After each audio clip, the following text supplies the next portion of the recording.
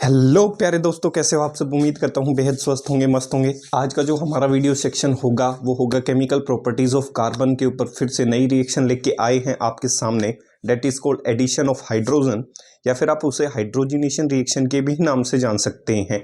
या फिर किसी चीज़ में हाइड्रोजन का जुड़ना ही क्या कहलाता है, रिडक्शन कहलाता है। तो आज हम उस वीडियो सेक्शन पे बात करते हुए नजर आएंगे। तो हमेशा की तरह अपने वीडियो सेक्शन को शुरू करने से पहले जो भी भाई बहन इस वीडियो सेक्शन के माध्यम से जुड़े हैं, छोटे हों बुजुर्ग हों, सभी को आपके अपने भाई की तरफ से राम राम, सत श्री अकाल, जय हिंद, जय भारत। उम्मीद करता हूँ बेहद स्वस्थ होंगे, मस्त होंगे, बोर्ड एग्जाम की तैयारी कर रहे होंगे।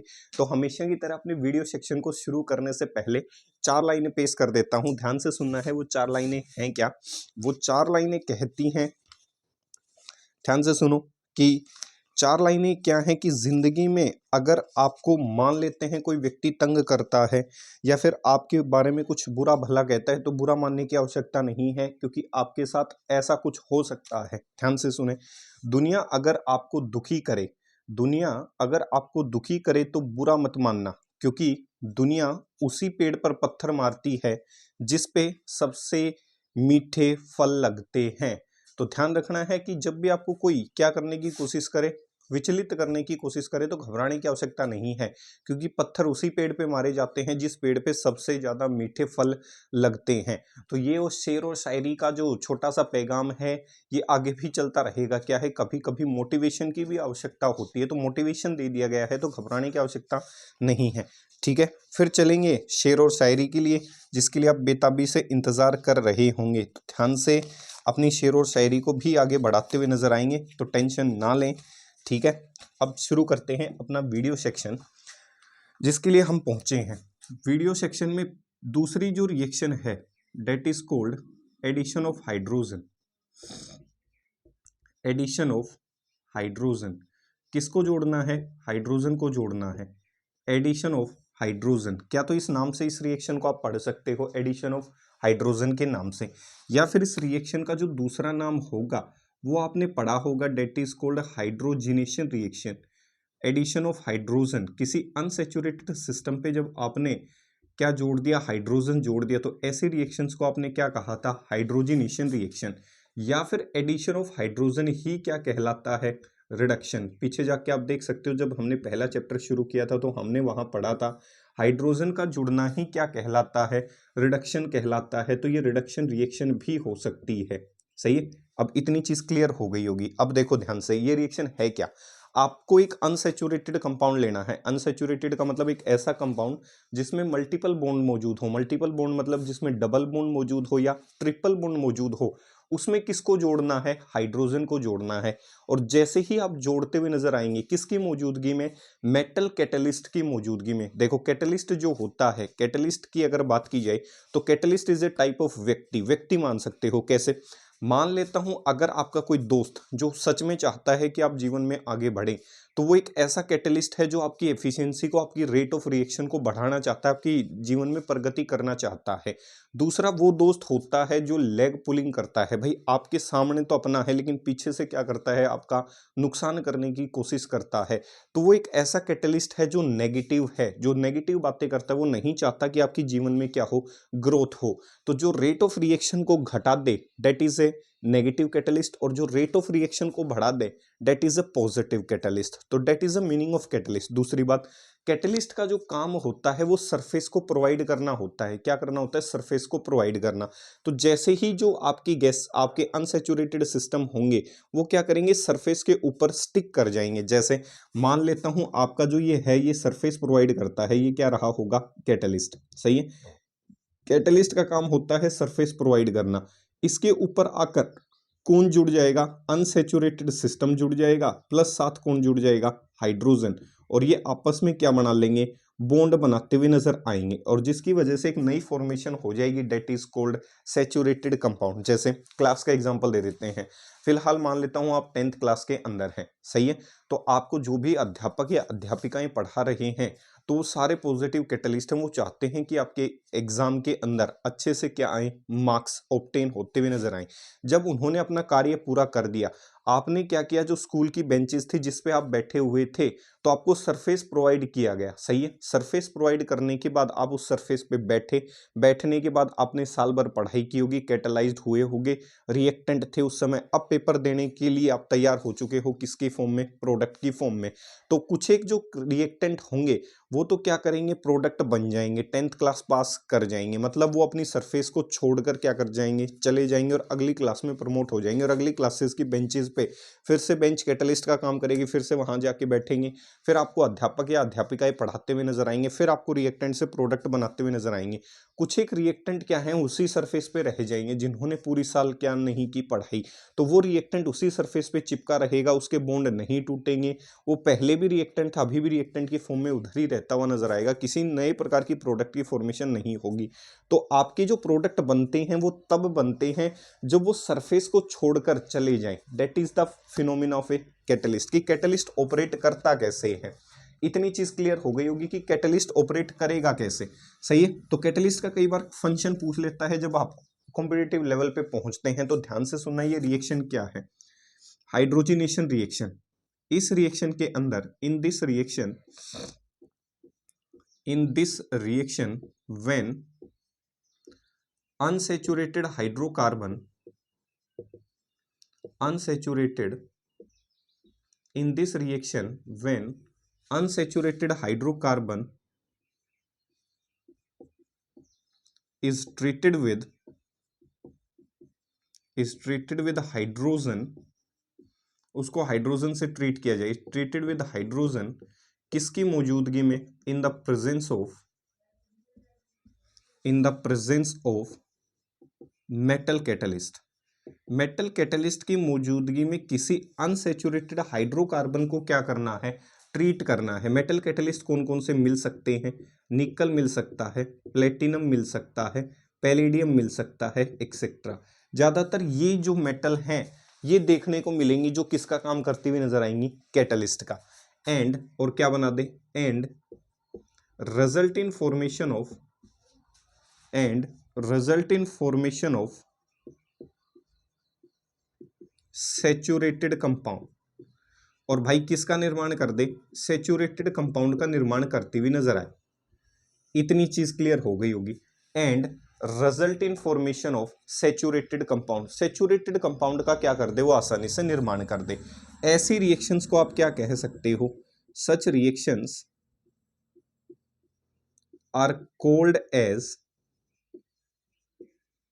कौन सी, such reactions are called as hydrogenation reactions, addition of hydrogen, या फिर आप क्या कह सकते हो, एडिशन ऑफ हाइड्रोजन। ये लो जी, कहानी क्या है विस्तार पूर्वक, वो ये थी, समझा देता हूं शॉर्ट ट्रिक में। कोई अनसैचुरेटेड कंपाउंड रहा होगा, ध्यान से सुनना है मेरे भाई, कोई अनसैचुरेटेड हाइड्रोकार्बन रहा होगा, उसके ऊपर आपने हाइड्रोजन जोड़ा और वो किस में कन्वर्ट हो जाए मेरे भाई, सैचुरेटेड कंपाउंड के अंदर।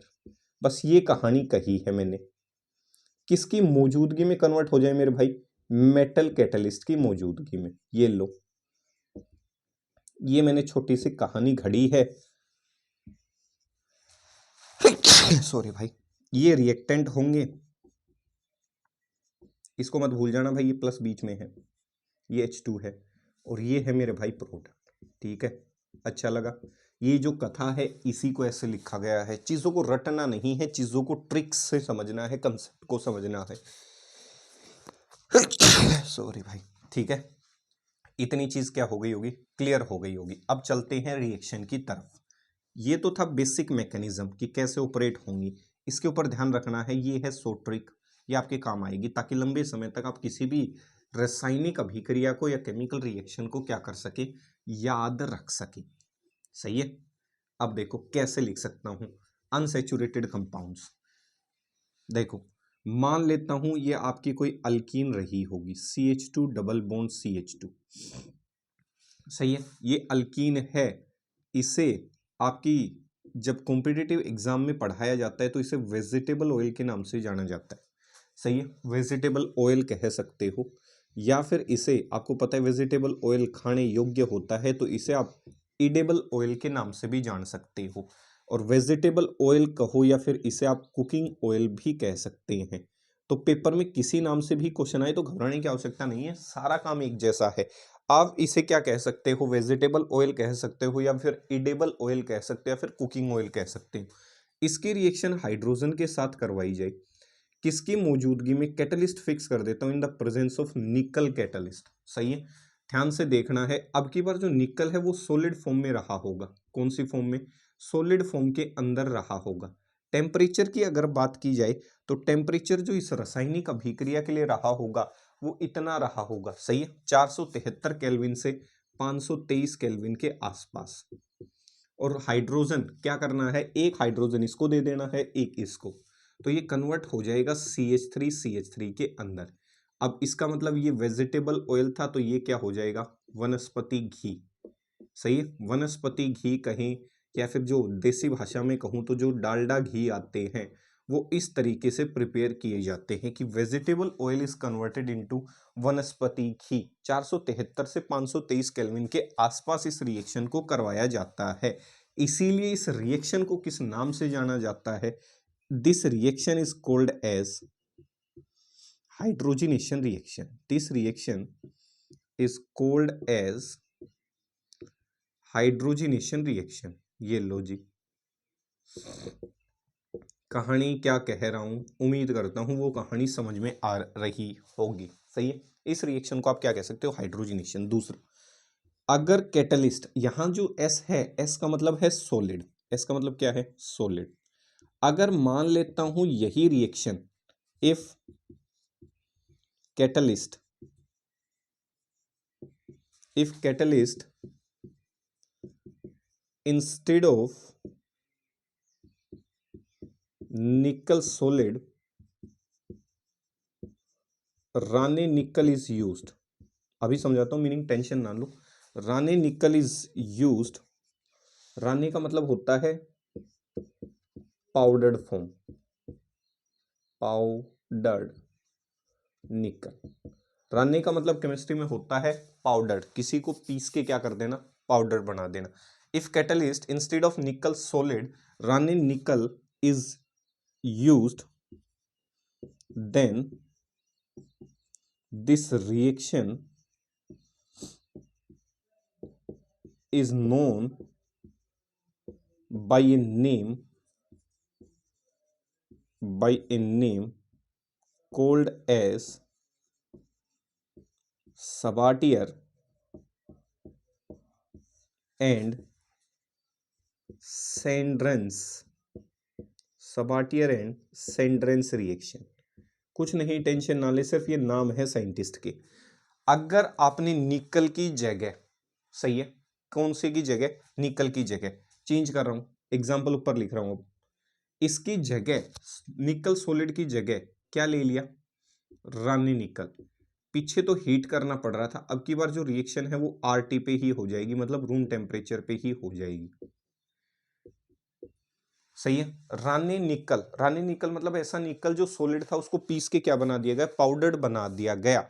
अगर उसी अनसैचुरेटेड कंपाउंड को आप हाइड्रोजन के साथ ट्रीट करते हैं, लेकिन अब की बार कैटलिस्ट सॉलिड ना होके पाउडर्ड फॉर्म के अंदर है, तो उस समय उस रिएक्शन को किस नाम से जाना जाता है, सबाटियर एंड सेंड्रेंस रिएक्शन के नाम से जाना जाता है। बस इतना सा ध्यान रखना है, सॉलिड है तो जैसा था वैसा का वैसा चलने दे, अगर पाउडर्ड हो गया तो पाउडर्ड होने की वजह से उस रासायनिक अभिक्रिया को अब किसके नाम से जाना जाएगा, सेंड्रेंस एंड सबाटियर रिएक्शन के नाम से जाना जाएगा। तो उम्मीद करता हूं यहां तक की जो कहानी है वो समझ में आ गई होगी। दूसरी, कैटलिस्ट जो होता है वो क्या करता है, कैटलिस्ट जो है वो रिएक्शन के रेट को चेंज करने की क्षमता रखता है, प्लस सरफेस एरिया प्रोवाइड करता है। तो instead of solid, instead of solid catalyst, powdered form catalyst have large surface area। ये ध्यान रखना है, एक तो सॉलिड की बात करूं और एक पाउडर्ड की बात करूं, किस फॉर्म की, पाउडर्ड फॉर्म की। तो जो पाउडर्ड फॉर्म होती है उसका सरफेस एरिया जो है वो ज्यादा होता है, किसकी बजाय? सॉलिड की सरफेस एरिया की बजाय। ये हमेशा ध्यान रखना है, एक तरफ कहेगा सॉलिड, एक तरफ कहेगा पाउडर, कहेगा किसका सरफेस एरिया ज्यादा है, कहां ज्यादा प्रोबेबिलिटी है अनसेचुरेटेड कंपाउंड की सेचुरेटेड में कन्वर्ट होने की, तो आंसर कहेंगे पाउडर्ड सरफेस के ऊपर। क्यों?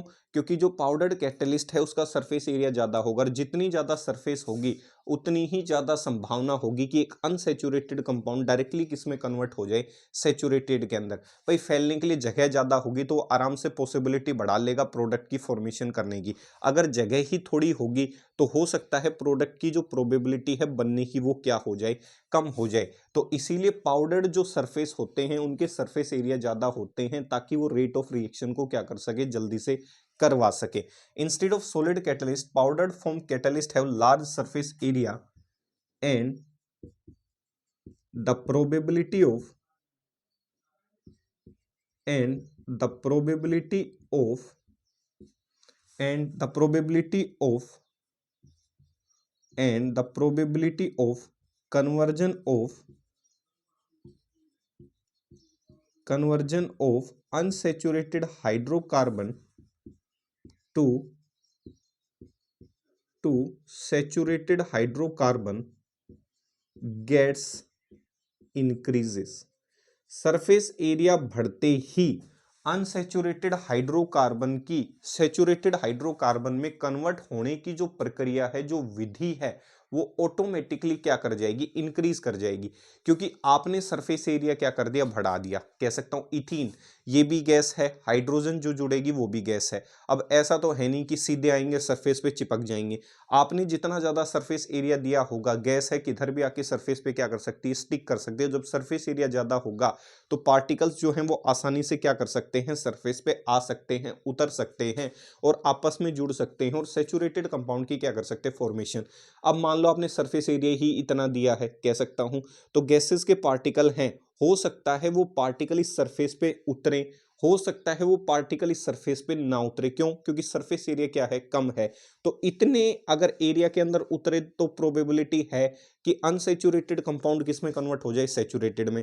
अब पाउडर करते ही सरफेस एरिया बढ़ गया, अब तो प्रोबेबिलिटी पीछे वाले से तो क्या हो गई, ज्यादा। अब तो कम से कम इतनी संभावना हो गई कि एक अनसैचुरेटेड कंपाउंड, पक्की बात है, कन्वर्ट होने की कोशिश करेगा किसमें, एक सैचुरेटेड कंपाउंड के अंदर, वो भी किसकी मौजूदगी में, हाइड्रोजन की मौजूदगी में। तो इतना ध्यान रखना है। आपसे पूछे कौन सा तरीका बेस्ट है, तो आपको कहना है जो पाउडर्ड फॉर्म वाला तरीका है वो ज्यादा बेस्ट है, क्योंकि सरफेस एरिया ज्यादा तो प्रोबेबिलिटी ज्यादा रिएक्टेंट की सरफेस पे चिपकने की, और जितनी ज्यादा प्रोबेबिलिटी होगी रिएक्टेंट की सरफेस पे चिपकने की, उतनी ही ज्यादा रेट ऑफ रिएक्शन होगी, और उतनी ही ज्यादा प्रोबेबिलिटी होगी किसमें कन्वर्ट होने की, प्रोडक्ट के अंदर कन्वर्ट होने की।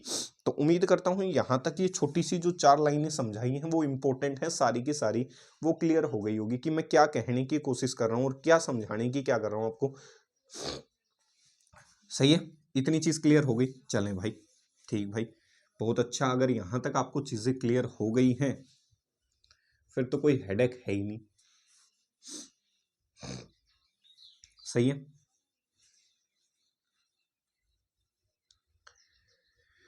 देखो ऐसा ना सोचना सिर्फ अल्कीन पे ही ऑपरेट करेगा। एक एग्जांपल और लिख देता हूं, कई बार दिमाग में ये आता है कि अल्काइन तो करवाया ही नहीं।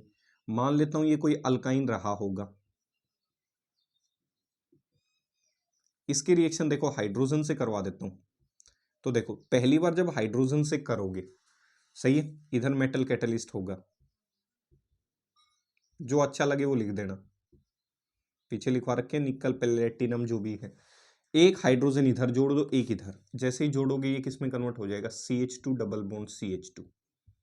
अल्काइन से किसमें कन्वर्ट हो गया, अल्कीन में। अब इसमें फिर से क्या जोड़ना पड़ेगा, हाइड्रोजन। कितनी बार जोड़ा, पिछली बार एक बार जोड़ा था, क्यों, डबल बॉन्ड था। ट्रिपल बॉन्ड में 2 डबल बॉन्ड होते हैं, वो बड़ी सेक्शंस में सिखाएंगे। तो एक हाइड्रोजन इसको दिया, एक इसको, CH2, फिर से हाइड्रोजन जोड़ दिया। जब तक जोड़ते रहें जब तक ये सैचुरेटेड फॉर्म में कन्वर्ट ना हो जाए। इसमें एक स्टेप बढ़ जाता है, ये लो भाई, सैचुरेटेड कंपाउंड।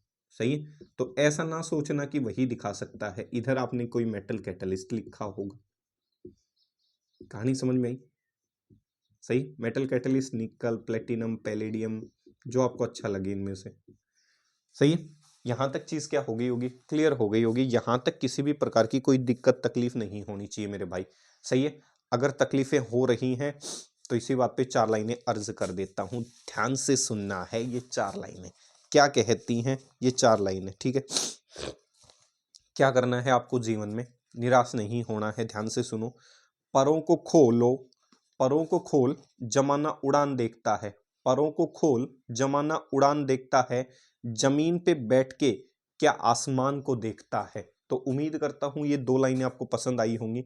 आपको अपने परों को खोलना है और आसमान की तरफ उड़ान भरनी है। ऐसा नहीं कि निराश होकर जमीन पे बैठ जाएं और इंतजार करें कि अपने आप उड़ान भरी जाएगी आसमान की तरफ देख के। ऐसा नहीं होगा, मेहनत करेंगे तभी उड़ान संभव है। आज नहीं तो कल, कल नहीं तो परसों, 4 साल बाद, 5 साल बाद, 7 साल बाद, अगर आपने शिद्दत के साथ मेहनत की है थोड़ी बहुत भी, तो आपकी मेहनत का एक भी जर्रा खराब होता हुआ नजर नहीं आएगा। हो सकता है मेहनती व्यक्ति को वक्त लग जाए, लेकिन मेहनत से और ईमानदारी से किया गया कार्य लंबे समय तक आपको सिद्धि और प्रसिद्धि दोनों प्राप्त करवाता है। बेशक वक्त लग जाए और लोगों के दिलों पे फिर आप लंबे समय तक क्या करते हैं, राज करते हैं, अगर आपने काम मेहनत से किया है। मक्कारी का तो कोई काम नहीं होता, कुछ समय के लिए मक्कारी चमक आपकी कह सकते हो चरम सीमा पे पहुंच सकती है, अच्छा खासा आप क्या कर सकती है, माहौल बना सकती है, लेकिन मेहनत को कभी पीछे नहीं छोड़ सकती। ये मेरा खुद का अनुभव है। तो मैं आपको अपनी अनुभव की बातें ही बता रहा हूं कि अगर आप ईमानदारी से काम करते हैं तो ईमानदारी से किया गया कार्य भगवान को पसंद होता है, और जिसके रक्षक भगवान हो उसका कोई कुछ नहीं कर सकता। अगर आपने मक्कारी की है अपने काम के प्रति, तो उसका तीसरा सिद्धांत न्यूटन का, every action and reaction are equal and opposite, ठीक है। चले चलते हैं भाई, कहाँ चलोगे, सही है। देखो, जब अच्छे नंबर आएंगे तो आप मुझे कमेंट सेक्शन में कमेंट करते हुए नजर आएंगे कि आपने कितने मार्क्स ऑब्टेन किए हैं। इससे बड़ी खुशी होगी कि शायद मेरे वीडियो किसी व्यक्ति के काम आ रहे हैं। देखो भाई, सही है। अब क्वेश्चन की अगर बात की जाए तो अगला जो इंपॉर्टेंट क्वेश्चन आता है वो इसके अंदर ये आता है कि आप किस तरीके से हाइड्रोजनेशन आपने जो की है उसकी से क्या आवश्यकता पड़ गई कि आपको क्या करनी पड़ी, हाइड्रोजनेशन रिएक्शन करनी पड़ी। बिना हाइड्रोजनेशन रिएक्शन भी तो हम क्या कर सकते थे, काम चला सकते थे। तो इस रिएक्शन का है इंपॉर्टेंस हमारी डे टू डे लाइफ के अंदर। तो need for hydrogenation reaction, need of hydrogenation reaction, need of hydrogenation reaction क्यों करवाई मैंने hydrogenation reaction, need of hydrogenation reaction important है, काफी इंपॉर्टेंट है। हाइड्रोजनेशन रिएक्शन, हाइड्रोजनेशन क्यों करवाई, hydrogenation reaction is carried out, hydrogenation reaction is carried out, क्यों करवाई, is carried out in order to prevent rancidity. Hydrogenation reaction इसलिए करवाई गई ताकि रेंसिडिटी को रोका जा सके। रेंसिडिटी मीन मतलब विकृत गंधिता। याद करो वो दिन जब पहला चैप्टर शुरू किया था, तो रेंसिडिटी का मतलब होता है जो भी फैटी सब्सटेंस कंटेन करते हैं या ऑयली सब्सटेंस कंटेन करते हैं, जब वो ऑयल और मॉइस्चर के कांटेक्ट में आते हैं तो उनके अंदर जो स्मेल और टेस्ट है वो कैसा हो जाता है, बैड हो जाता है। उस बैड स्मेल और टेस्ट को रोकने के लिए हमने किसकी सहायता ली, हाइड्रोजनेशन रिएक्शन की सहायता ली। एक बार फिर से डिफाइन कर देता हूं, रेंसिडिटी आपने पढ़ी क्या थी। Rancidity, it is defined as, it is defined as the oxidation, it is defined as the oxidation of fatty substance, oxidation of fatty substance and oily substance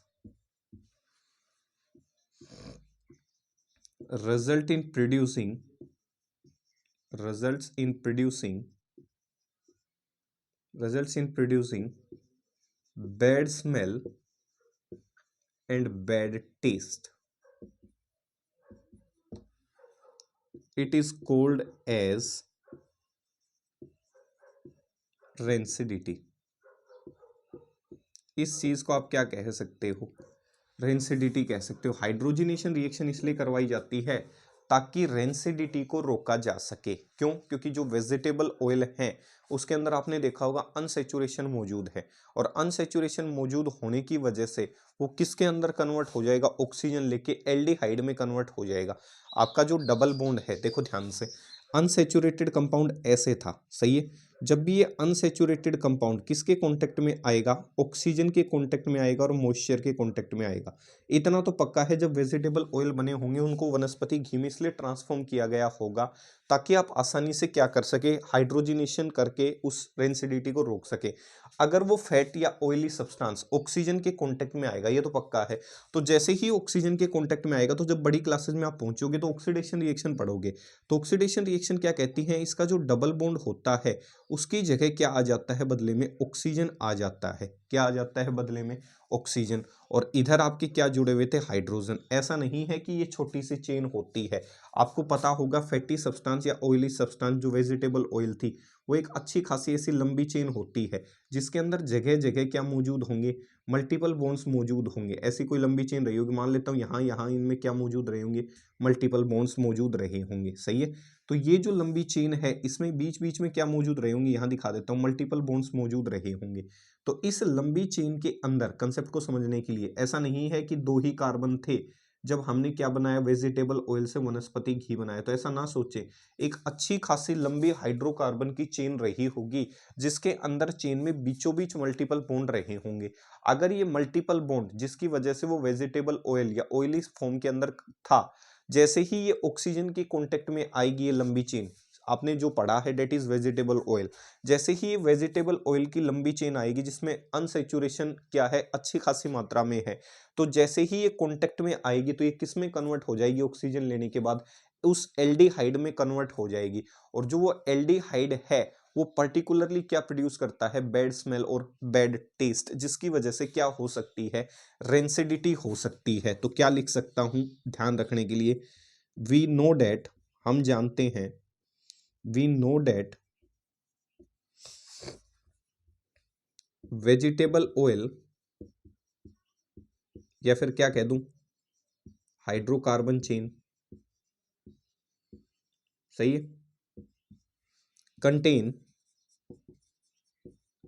contains multiple bond when these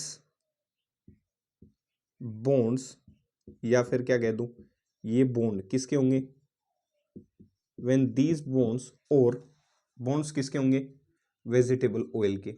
when these bonds किसके, vegetable oil के। when these bonds या vegetable oil comes in contact with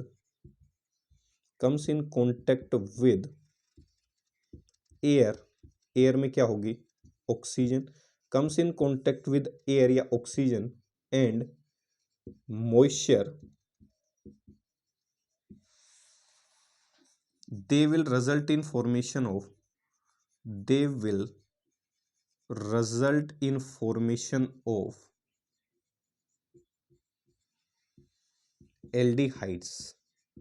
क्या बना देंगे भाई, aldehyde बना देंगे। इस ग्रुप को कौन सा ग्रुप कहा जाता है, एल्डिहाइड। जो किसी समय लंबी चेन हुआ करती थी जिसमें क्या मौजूद थे, मल्टीपल बॉन्ड मौजूद थे, उस चेन के अंदर आपने क्या कर दिया, उस, ये जो चेन दिखा रहा हूं ये कार्बन की चेन है, ऐसे ना सोचना कि कुछ भी ऐसे ड्रॉ कर दिया। अब ये किसके कांटेक्ट में आई होगी, ऑक्सीजन और मॉइस्चर के कांटेक्ट में आई होगी। तो इसके जो मल्टीपल बॉन्ड हैं वो कौन से ग्रुप में कन्वर्ट हो गए होंगे, एल्डिहाइड ग्रुप्स के अंदर क्या हो गए होंगे, कन्वर्ट हो गए होंगे। एल्डिहाइड में, कीटोन में, कार्बोक्सिलिक एसिड में, इनमें क्या हो गए होंगे, कन्वर्ट हो गए होंगे। और इनकी वजह से फॉर्मेशन ऑफ एल्डिहाइड जो है क्या कर सकता है, एल्डिहाइड बने या कार्बोक्सिलिक एसिड, ये क्या प्रोड्यूस कर सकता है, बैड स्मेल, सही है। फॉर्मेशन जो हुई होगी किसकी, एल्डिहाइड की। एल्डिहाइड बना कैसे, क्योंकि आपकी वेजिटेबल ऑयल में अनसेचुरेशन मौजूद थी, मल्टीपल बॉन्ड मौजूद था, वो जैसे ही ऑक्सीजन या मॉइस्चर के कांटेक्ट में आया तो किस में कन्वर्ट हो गया, एल्डिहाइड के अंदर। This formation of aldehyde this formation of aldehyde, this formation of aldehyde in chain, सही है, या फिर चेन किसकी होगी, वेजिटेबल ऑयल की। This formation of aldehyde in chain results in producing bad smell and bad taste। ये ध्यान रखना है भाई, bad smell and bad taste किसकी वजह से, vegetable oil is converted into वनस्पति घी, दैट इज हाइड्रोजिनेशन। अब उस वेजिटेबल ऑयल को अगर आपने बाहर रख दिया, वो ऑक्सीजन या मॉइस्चर के कांटेक्ट में आ गया, तो वो वेजिटेबल ऑयल अपने साथ क्या कंटेन करता है, मल्टीपल बॉन्ड कंटेन करता है। और वो जो मल्टीपल बॉन्ड है वो ऑक्सीजन और मॉइस्चर की कांटेक्ट में आने के बाद किस में कन्वर्ट हो जाते हैं, एल्डिहाइड ग्रुप में कन्वर्ट हो जाते हैं। और जो भी वो एल्डिहाइड ग्रुप रहा होगा उस चेन के अंदर, वो रिस्पॉन्सिबल होता है बैड स्मेल के लिए और बैड टेस्ट के लिए। इसीलिए वो आपकी उस पर्टिकुलर रिएक्शन के अंदर क्या करवा देता है, रेंसिडिटी करवा देता है। तो मैं कह सकता हूं ऑक्सीडेशन हो रही होगी उस मल्टीपल बॉन्ड के ऊपर, तो उस ऑक्सीडेशन को रोकने के लिए आपने बदले में क्या डाला, हाइड्रोजन। ऑक्सीडेशन को किससे रोका जा सकता है, रिडक्शन से रोका जा सकता है। इसीलिए आपने रिएक्शन में क्या करवाई होगी, हाइड्रोजिनेशन रिएक्शन करवाई होगी, ताकि रेंसिडिटी को क्या किया जा सके, रोका जा सके। तो उम्मीद करता हूं यहां तक जो ये रिएक्शन है वो पूर्ण रूप से आपको क्लियर हो गई होगी कि मैं क्या कहने की कोशिश कर रहा हूं। सही है, यहां तक चीज क्या हो गई क्लियर, कि इस तरीके से हमने इसको क्या किया होगा, रोका होगा। दूसरा, आपको पता है वेजिटेबल ऑयल और जो डालडा घी होते हैं, तो डालडा घी जो होता है वो क्या होता है, ज्यादा टॉक्सिक होता है फॉर हेल्थ। सही है, जिसकी वजह से आपके शरीर में कोलेस्ट्रॉल लेवल क्या कर सकता है, इंक्रीज हो सकता है, और आपको क्या हो सकता है, हार्ट अटैक। तो साइड इफेक्ट्स भी पता होने चाहिए थोड़े से, साइड इफेक्ट्स। सही है, साइड इफेक्ट्स क्या क्या हो सकते हैं। We know date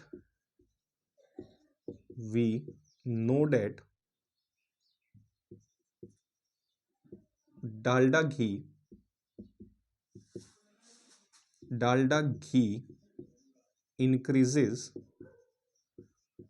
increases the level of cholesterol,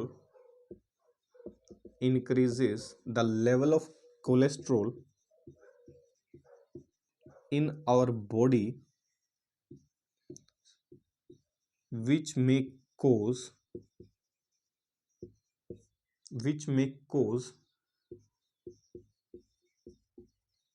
blockage of blood in blood capillaries, which may cause blockage of blood in blood capillaries or made blood thick, और blood को क्या कर दे, गाढ़ा कर दे। These symptoms directly affect our heart and cause cardiac arrest। Cardiac arrest का मतलब होता है दिल का दौरा गिरना, दिल का दौरा। सही है, वो दौरा नहीं जो निकल जाता है आजकल। सही है, कई निकल जाते हैं दिल के दौरे पे, वो वाला नहीं। आपको क्या है कि जो डालडा रहा होगा, डालडा घी आपने देखा होगा, तो कह सकता हूं डालडा घी एक प्रकार का फैट है। सीधी सी बात ये है भाई, ये क्या इंक्रीज कर देता है शरीर में, फैट बढ़ा देता है। ठीक है, जो डालडा घी है वो क्या है, एक प्रकार का फैट कंपोनेंट है। तो शरीर के अंदर ये किसकी मात्रा बढ़ा देता है, फैट की मात्रा। अगर फैट की मात्रा बढ़ गई तो फैट की मात्रा बढ़ने की वजह से शरीर में क्या बढ़ जाएगा, कोलेस्ट्रॉल। और शरीर में जब कोलेस्ट्रॉल बढ़ जाएगा तो क्या तो आपका जो जहां से ब्लड कैपिलरीज जो होती हैं जिससे ब्लड फ्लो कर रहा होगा, क्या तो उस ब्लड को गाढ़ा कर देगा या फिर उस ब्लड कैपिलरीज के बीच में क्या कर देगा, ब्लॉकेज करने की कोशिश करेगा। भाई लगातार फैट लेते रहोगे तो कह सकता हूं इस ट्यूब के अंदर ऐसी होती है ब्लड कैपिलरीज, यहां से ब्लड फ्लो कर रहा होगा। अगर अब लगातार थिक सब्सटेंस खाते रहेंगे, फैट कंपोनेंट खाते रहेंगे, तो हो सकता है इस ट्यूब के अंदर क्या कर जाए, वो डिपॉजिट कर जाए, जिसकी वजह से वो ब्लड कैपिलरीज के फ्लो को क्या कर सकता है, ब्लड के फ्लो को रोक सकता है। और उस ब्लड के फ्लो के रुकने की वजह से एक सिम्टम क्रिएट हो जाता है हार्ट के अंदर, जिसकी वजह से व्यक्ति क्या कर जाता है, मर जाता है। तो उस रोग को किस नाम से जाना जाता है, उस सिम्टम्स को किस नाम के जाना जाता है, that is called cardiac arrest. तो हो सकता है उसको दिल का दौरा पड़ जाए। तो आजकल ये ज़्यादा चल रहा है, तो आपसे अनुरोध करूंगा कि कम से कम ऐसी चीज़ें खाएं जो फैट कंटेनिंग है, साथ साथ ऐसे कम से कम चीज़ों को सेवन करना है जिसमें कोलेस्ट्रॉल हो।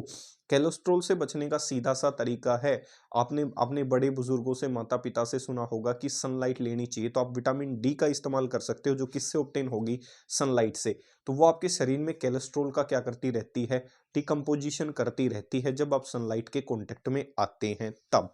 तो उम्मीद करता हूं यहां तक ये आपको कंसेप्ट जो है वो क्लियर हो गया होगा कि मैं क्या कहने की कोशिश कर रहा हूं। तो मिलेंगे फिर अगले वीडियो सेक्शन में इसी जोश के साथ, इसी एनर्जी के साथ, ठीक है। तो जाने से पहले आपको 4 लाइनों के साथ छोड़ देता हूं, ध्यान से सुनना है। अंदर से चकनाचूर हूं, ध्यान से सुनना है। अंदर से चकनाचूर हूं, बाहर से एकदम पूरे लगते हैं। अंदर से चकनाचूर है, बाहर से पूरे लगते हैं। हम दिल के साफ हैं जनाब, इसीलिए सभी को बुरे लगते हैं। तो उम्मीद करता हूं ये 4 लाइनें आपको बेहद पसंद आई होंगी। एक बार फिर से रिपीट कर देता हूं। अंदर से चकनाचूर है, अंदर से चकनाचूर है, बाहर से एकदम पूरे होते हैं। हम दिल के साफ हैं जनाब, इसीलिए सभी को बुरे लगते हैं। तो उम्मीद करता हूं ये 4 लाइनें पसंद आई होंगी। जितना दिल का साफ होगा वो व्यक्ति उतनी ही सीधी और स्पष्ट बातें कहेगा और लोगों को कम ही पसंद आएगा। तो मिलेंगे अगले वीडियो सेक्शन में उसी एनर्जी के साथ, उसी जोश के साथ। आपका दोस्त, आपका होस्ट सोनू चौधरी। तब तक के लिए जय हिंद, जय भारत।